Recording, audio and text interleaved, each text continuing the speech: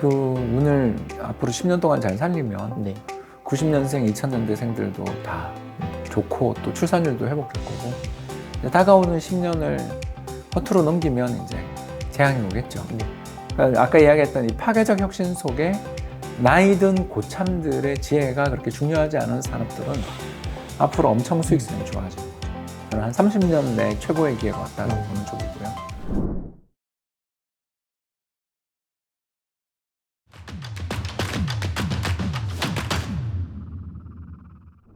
일본 이야기를 잠깐 한번 해보고 싶은데 책도 일본에 번역이 돼서 발간을 하시고 이렇게 하셔서 일본 주식시장이 경제가 좋다라는 얘기보다 일본 주식시장이 정말 작년에도 그렇고 올해 우리나라랑 정반대의 방향으로 뭐 N극과 S극인 것처럼 이렇게 점점 멀어지고 있던데 어떤 분들은 너무 많이 올랐다. 그래서 올해 경제 위험 중에 그 일본 지수가 하락하는 것들을 한번 걱정해 봐야 되는 부분도 필요하고 또 엔화도 저게 어떻게 되는 건지 이렇게 걱정을 하시는 분들이 많이 계시거든요. 일본에 대해서는 어떤 관점을 갖고 계신지 좀 궁금합니다. 저는 장기 전망이 되게 밝다. 한 5년, 10년 정도를 놓고 볼 때 선진국 중에서 제가 봤을 때 제일 전망이 밝은 나라인 것 같다. 어쩌면 미국보다도 전망이 더 밝은 나라로 보여집니다. 예, 뭐 이유는 그 현명한 경제 정책 때문이고요. 아베노믹스가 2012년 말에 시작해서 지금까지 만 11년이 지나도록 네. 꾸준히 추진되며 결국 국민들을 설득한 데 성공한 게 아닌가.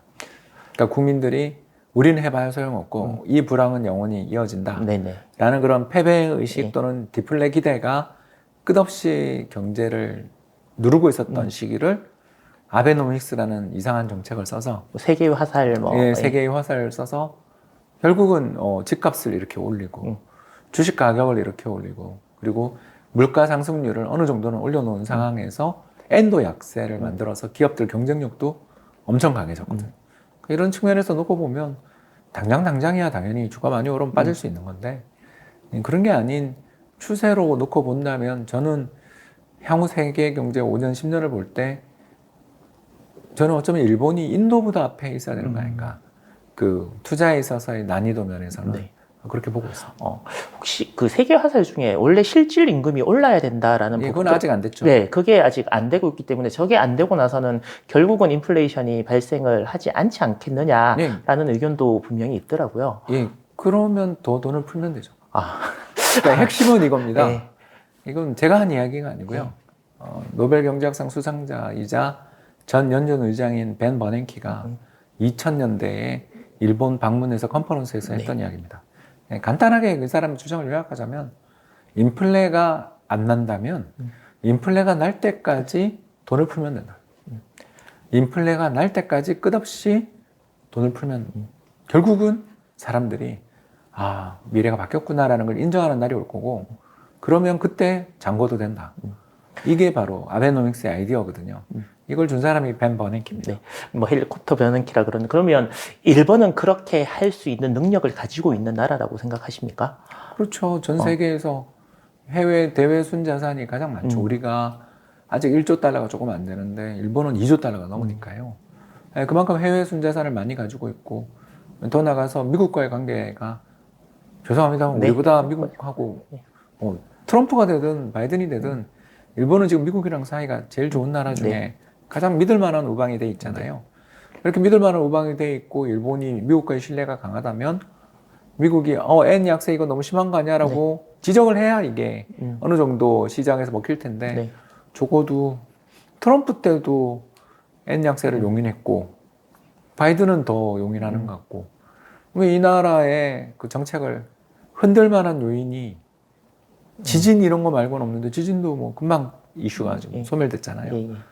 그래서 일본은 이 정책을 유지할 만한 능력은 충분하고 또 자민당 정부가 어떻게 넘어가면 뭐 또 모르겠는데 선거에서 자민당이 계속 연전연승하고 있으니까 뭐 이걸 지금 뭐 바뀐다고 말하기보단 분명 정상화의 시기를 일본 중앙은행이 가늠은 하고 있겠지만 제가 생각했을 때는 아직 좀 많이 남았다. 적어도 특히 금리 인상 이런 거는 제로금리 정책을 폐기하는 거는 쉽지 않을 거다. 안 그래도 금리가 YCC에서 뭐 0.9까지 올라갔다 다시 0.5대 이렇게까지 내려오는 것 같던데, 그러면 뭐 흔히 말하는 1%대 이상 이런 것들은 힘들 거라고 생각하시는 아니 뭐 거죠? 시장금리가 올라갈 수 있고 네. YCC도 폐기할 수 있다고 네. 저는 생각하지만 돈을 정부가 계속 사주는 이 정책에는 결국은 경제 전체에 강력한 유동성 효과를 가져와서 채권의 수요와 공급단에서 수요를 엄청 강화하는 정책이면 수요를 계속 강화하면 가격은 오르거든요. 그러면 채권의 가격이 오르면 금리는 떨어지지 않습니까? 그래서 시장의 기대는 저거 곧 끝난다 그러면 네. 금리가 오르는 건 맞는데 제가 봤을 때 곧 끝나지 않을 것 같다. 알겠습니다. 환 이야기가 나와서 그런데, 그러면 뭐 최근에 제가 그 박사님 이제 그 유튜브 영상을 보니까 한 1,200원대도 가능하지 않겠느냐? 그 달러 원. 근데 요즘 다시 슬금슬금 올라서 1,300원대고, 일본 엔화에 대해서, 그러니까 두 가지 엔화에 대한 원화, 그다음에 뭐 달러에 대한 원화의 가격은 대충 올해는 어떨 거라고 그러면 전망을 하십니까? 달러에 대한 원화는 저는 1,200원대 안착하지 않겠나. 저는 뭐 하반기에는 1,250원 밑에도 한번 가지 않겠나. 예. 이렇게 보고 있는 입장이고요. 이유는 두 가지인데 지금까지 달러의 강세를 유발한 가장 직접적 요인은 미국 금리 인상이에요. 미국 금리 인상이 적어도 뭐 끝난 건 확실한 것 같고 인하가 남아있는 정도의 상황인데 2022년이나 23년 연중에 가끔씩 출현했던 그 같은 달러 강세가 출현하겠는가. 이거에 대해서 일단 저는 의문이고, 두 번째는 미국의 셰일 오일 생산이 저렇게 늘어나면서 국제 유가가 안정돼 있는데, 이 정도 국제 유가가 만약 올해 내내 유지된다고 하면 우리나라는 여기가 하나만으로도 대략 무역 흑자가 한 500억 불 이상 나는 구조가 나오거든요. 우리가 워낙 그만큼 원유를 많이 수입하기 때문에. 천연가스도 역시 여기 연동되잖아요. 그런 걸 생각하면 올해 저는 우리가 또 해외에 투자해 놓은 돈이 1조 달러 가까이 되니까 여기서 받아들이는 이자와 어떤 배당금 같은 소득 수지 이런 것까지 하면 연간 800억 불에서 1,000억 불 정도 경상흑자가 날 것 같은데, 이 정도 외환 수급에서 외국인이 우리를 그렇게 세게 팔고 나갈 동인이 있나. 그냥 샀다 팔았다는 정도로만 된다면 이 돈은 계속 쌓이는데 국민연금이 매년 뭐 50조 정도, 500억 불, 400억 불 정도 해외 나가지만 이거보다 더 많은 돈이 해외에서 들어오는 거니까 이래저래 봐도 외화 수급 면에서 우리가 원화가 매도 공세가 심할 것 같지는 않아요. 그러면 뭐 오르지 못하면 빠지잖아요. 그렇게 생각하는 거죠. 그럼 엔화는 어떻게? 엔화에 대해서는 저는 뭐 강보합, 그러니까 일본이 어떤 정책이 바뀌어서 엔화가 강세를 한 게 아니라 미국 금리 인하 덕분에 엔과 미국 간의 금리 차이가 좀 좁혀져서 저는 엔 약세가 좀 진정되는. 그래서 그러면 엔이 강세로 가는. 그러면 뭐 900원 뭐대 이상은 보고 있죠. 뭐 지금은 금리가 조금씩 내리는 추세인데, 보통은 이제 뭐 사람들마다 다 다른데 금리에 내 목표 수익률을 맞추는 게 현명하다. 그래서 보통 뭐 금리 곱하기 2배, 뭐 많이 하시는 분은 곱하기 3까지 하시는 분도 있던데, 근데 그게 어떤 관점이었냐면 금리가 2%대가 굉장히 오래 지속이 되지 않았습니까? 그러니까 한 5, 6% 정도는 그래도 수익이 나야 자산이 증식되는 효과가 눈에 보이는 거 아니냐라는 논리여서 곱하기 2에서 곱하기 3 이랬는데, 그렇게 놓고 보니까 금리가 4%, 5%에 곱하기면 8, 10, 뭐 곱하기 3이면 12, 15 이렇게가 되더라고요. 그래서 적정 목표 수익률은 어떤 관점에서 잡는 게 맞는 건지 좀 궁금해서 한번 6에서 8%. 6에서 8% 항상. 그 이제 뭐 인플레이션이 뭐 10%, 20% 나면 뭐 바꿔야 되겠지만 저는 그렇게는 안 보니까 인플레는 쉽지 않다. 그러니까 교육로 보강을 위해서 드는 비용 이런 거에 따라서 연간 물가 상승률이 0.1, 0.2 정도 오를 수는 있다라고 보지만 그게 예전 70년대처럼 10%, 20%짜리 물가를 뜻하는 건 또 아니잖아요. 그러니까 옛날처럼 제로 물가를 기대하지는 않지만 역사적으로 이렇게 다른 나라들이나 우리나라 보면 저는 한 2, 3% 금리가 장기화될 여지가 좀 있다. 그게 중금리라고 이제 볼 수가 있을 텐데 그 정도 금리가 유지된다고 보고요. 또 하나 두 번째는 지난 한 20, 30년 동안에 전 세계에서 가장 운용을 잘하는 데가 연기금들이거든요. 왜냐하면 거기가 제일 똑똑한 사람들이 거기 모여요. 그 연기금들의 수익률을 살펴보면 평균이 6에서 7%예요. 그러면 연기금들은 아시는 것처럼 비용이 좀 드는 구조를 가지고 있으니까 개미 입장에서는 뭐 좀 더 높게 보면 한 8%까지. 네. 10% 넘기는 목표 수익률은 저는 동의하기 어려운 게 네. 세계 최고의 부자인 워렌 버핏조차 18% 수익을 60년 유지한 걸로 세계 3대 부자가 됐고, 특히 그조차도 2000년 이후 지난 20년 동안 수익률은 10%가 잘 안 돼요. 네. 그러니까 이 과거에 있었던 수익 연 20%, 30%를 냈기 때문에 연 환산 복리 수익률 17%, 18%가 나오는 거지. 최근 20년은 그도 10% 넘기기 쉽지 않아 보이는데 우리가 워렌 버핏보다 더 운용을 잘할 거라고 스스로 생각하신다는 자체가 이건 좀 오버 컨피던스. 그러니까 자기 자의식 과잉 아니냐. 자신을 너무 높게 평가하는 거 아니냐. 그런 생각을 저는 하게 됩니다. 그게 뭐 90년생, 뭐 2000년생 계속 인구가 줄어들고 있는데 보통 인구 때문에 얘기를 하면 다 부정적으로 얘기를 많이 하세요. 이 인구가 점점 줄어들어서 결국은 문제이다. 뭐 국민연금부터 여러 가지 우리 산업도 뭐 중화공업 이런 것들이 워낙 많은데 그런 인력도 그렇고 당장 뭐 인테리어 업자들 하는 거 가보면 다 외국인들밖에 없고 뭐 이런 얘기를 쭉 하면서 인구 문제를 얘기를 많이 하시는데 박사님은 힘들겠지만 뭐 90년생 뭐 아니면 그 아래 위로는 힘들겠지만 이렇게 계속하면 오히려 또 좋은 시기가 올 수도 있다라는 말씀을 하신 걸로 제가 들었습니다. 그 부분에 대해서 설명을 좀 부탁드려도 네, 될까요? 우리나라가 30년 만에 대운이 왔어요. 한 30년에서 한 40년 사이에 초대박운이 세 가지가 왔는데요. 그 운을 앞으로 10년 동안 잘 살리면 네. 90년생, 2000년대생들도 다 엄청 좋고 또 출산율도 회복될 거고 이제 다가오는 10년을 허투루 넘기면 이제 재앙이 오겠죠. 네. 그런 의미에서 앞으로 한 10년은 저는 한 30년 내 최고의 기회가 왔다라고 보는 쪽이고요. 첫 번째 기회는 58년 개띠 은퇴입니다. 그러니까 58년 개띠들이 올해 66이에요. 네. 그래서 국민연금 다 받으러 가셨고 네. 그 대학 교수님들도 은퇴를 하셨습니다. 이렇게 되면 이분들이 은퇴하는 게 왜 경제에 그렇게 호재냐면 안타깝게도 정보통신혁명까지는 이분들이 다 따라오셨는데 네. 그 뒤 지금 벌어지고 있는 AI 혁명이나 로봇 혁명에서는 안타깝게도 잘 따라오기 힘든 상황이잖아요. 네. 저만 해도 맨날 빙 크리에이터 들고서 그림 그리고 있는 사람이잖아요. 그만큼 재밌거든요. 네. 근데 그런 재미에 앞서 겁이 나시는 분들이 그거잖아요. 이걸 가장 잘 보여주는 산업이 자동차 산업 아니겠어요? 전기차로의 어떤 파괴적 혁신이 시작됐는데 그거 공장으로의 설계 재편이나 구조 재편 이런 거에 대해서 얼마나 노조가 반대합니까? 58년 개띠부터 시작해서 한 63년생들까지가 베이비붐 세대인데 그 사람들 뭐 다 60대 접어들었는데 이제 뭐 다 이빨 빠지는 거죠. 네. 그런 분들이 줄어들게 됨에 따라서 우리나라가 파괴적 혁신이 벌어지고 있는 분야가 대표적인 게 AI, 빅데이터, 로봇, 뭐 전기차 이런 거 아닙니까? 그러면 그걸 저는 가장 잘 보여주는 업종이 은행 업종이라고 생각하거든요. 은행 업종에서 이제 제 나이 69년생들이 임금 피크 들어갔거든요. 저희가 제일 많아요. 그래서 저희들이 이제 쭉 다 은퇴합니다. 은퇴하면 은행들 실적이 엄청나게 좋아진 거예요. 판관비가 어마어마하게 떨어져요. 그래서 기업들 실적들이 그러니까 아까 이야기했던 이 파괴적 혁신 속에 나이든 고참들의 지혜가 그렇게 중요하지 않은 산업들은 앞으로 엄청 수익성이 좋아지는 거죠.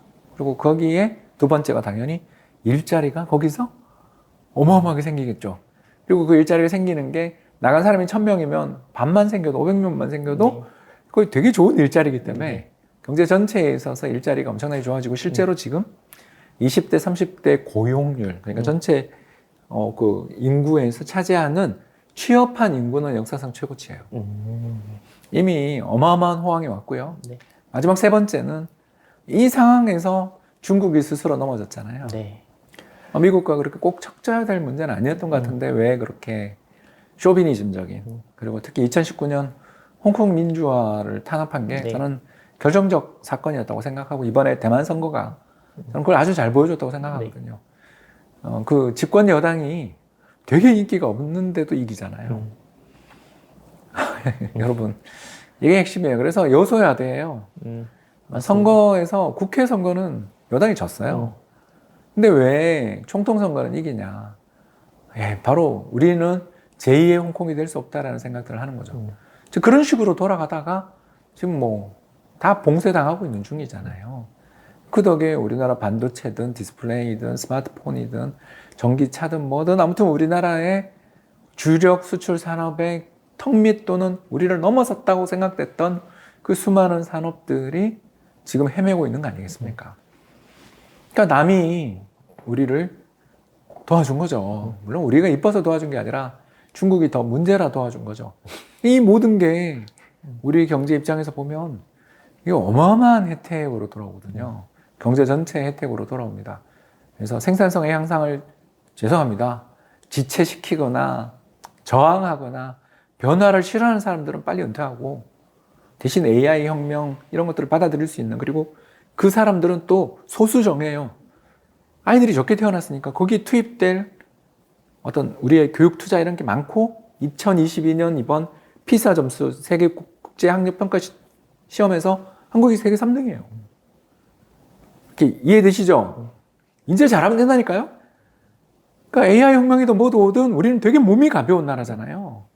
어마어마한 인구가 계속 늘어나는데 그거 그렇게 정말 대응이 가능해요? 사람이 그렇게 많이 필요 없는 기술이 오고 있는데 거기도 인구 100만 명씩 태어났다면 그 일자리를 다 만들기가 어려웠을 텐데 언제 40만, 20만 태어나는데 그 일자리 만들어주고 거기에 애들을 그 우리 새로운 젊은 세대들을 잘 키우고 고소득 일자리들을 쫙 주면 출산율이 여기서 더 떨어질 가능성은 전혀 없잖아요. 거기 이렇게 또 1인당 소득이 부유해지는 나라에 이민 오겠다는 사람이 얼마나 많겠습니까? 뭐 부유한 나라로 가는 거예요, 원래. 거기다가 미국이 알아서 중국을 박살내주고 있으니까. 여기다가 또 우크라이나 전쟁 나가지고 지정학의 세계가 와서 한국산 물건, 군수물자도 잘 팔리잖아요. 그러니까 우리가 피해를 보는 것만 부각하는 게 잘 팔려요. 인정해요. 그러나 우리에게 다가온 이 호기회를 놓치지 않았으면 좋겠다. 그런 면에서 우리 정부가 참 저는 아쉬운 게 연구개발비 예산을 그렇게 삭감한 건 너무 잘못한 것 같다. 삭감할 때는 거기가 아니고요.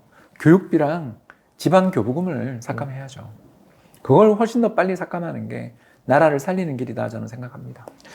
알겠습니다. 항상 인구 감소 이러면 부정적인 요소고 우리나라가 이러다 망하는 거 아닌가라고 했는데 항상 경제나 뭐 사회들 보면 작용 반작용이 있는 것 같아요. 한쪽 방향이 아니고 그 반대의 방향도 있는데 오늘 홍춘옥 박사님의 얘기를 들어보니까 이런 면도 있구나, 이렇게도 한번 생각을 해봐야 되겠다라는 생각을 하게 되었습니다. 요즘 뭐 밥값 플러스 커피, 뭐 정심을 예를 들어서 하면 2만 원 시대인 인플레이션의 시대가 이제 저 물가. 그래서 누구한테 제가 다른 분한테 물어보니까 야, 그럼 커피를 안 마시면 되지 뭐 이렇게 얘기를 하시던데 요즘 다 이렇게 하면 커피 한 잔 하는 것들이 고착화되어 있고 뭐 문화 비슷하게 이렇게 정착이 되어 있는 것 같아요. 뭐 이런 시대 정말 밥하고 커피만 먹어도 2만 원 이상이 나가는 이런 시대에 개인들은 어떤 마음가짐으로 이렇게 지금의 경제 상황이나 아니면 재테크를 하는 게 좋을지 한번 여쭤보고 싶습니다. 예, 저축이 가장 확실한 투자입니다. 그리고 주변에서 그거는 먹어야지라고 말하는 사람이 있다면 이제 다음부터 그 사람 안 만나면 돼요. 그러니까 준거 집단을 바꿔야죠. 피어 그룹을 바꾸면 됩니다. 저는 뭐 공유 오피스에서 일하고 있는데 점심에 다 도시락 먹어요. 편의점 도시락 먹거나 간단하게 뭐 어디 샌드위치 하나 사와서 대부분 그렇게 먹고 있습니다.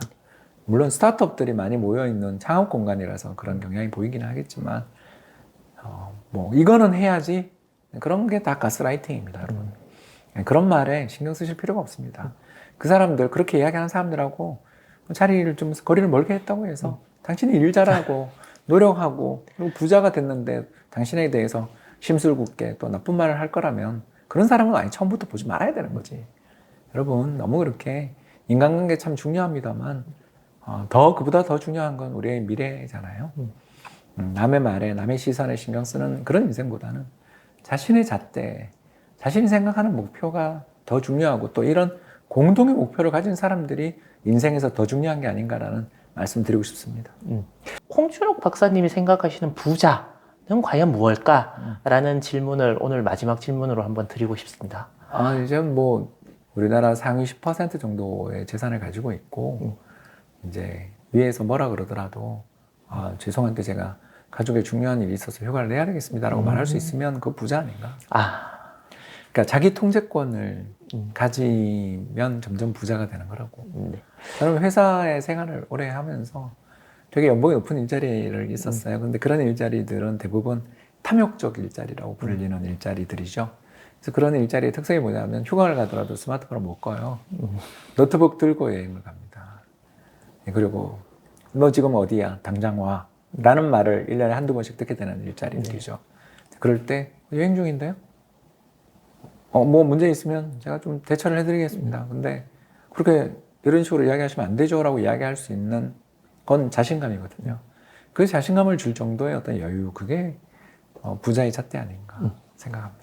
알겠습니다. 여러분, 오늘 어떤 시간이셨나요? 저는 나도 이제 부자가 될 수 있겠다라는 그런 자신감? 이런 것들이.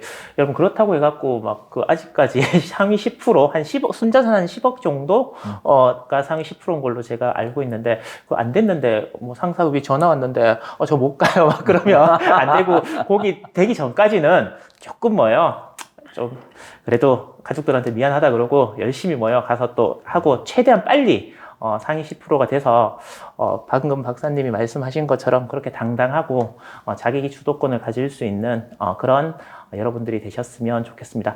날이 조금 쌀쌀한데 감기 조심하시고요. 다음번에 또 홍 박사님을 모시고 더 좋은 이야기, 더 깊이 있는 이야기를 한번 나눠보고 싶습니다. 고맙습니다. 감사합니다.